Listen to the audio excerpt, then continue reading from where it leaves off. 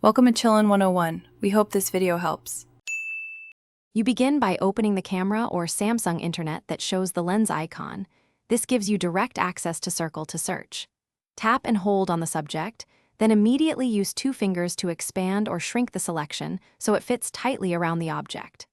Once positioned, switch to Circle Select mode if needed, and make sure the circle excludes background clutter. This improves accuracy. Now tap the lens or search button to capture and send the selection. Once the initial results load, scan the top matches and swipe up for web links, shopping options, or visual matches. This tells you why the item was identified. If the results are off, refine the crop by tapping Edit and dragging edges, or add and remove focus points to remove distractions. Make sure to try alternate frames or angles if available. This often clarifies ambiguous items. Then tap a promising result to open details. Compare images, prices, or to finish, save the useful result to gallery or share it directly. This keeps the reference for later.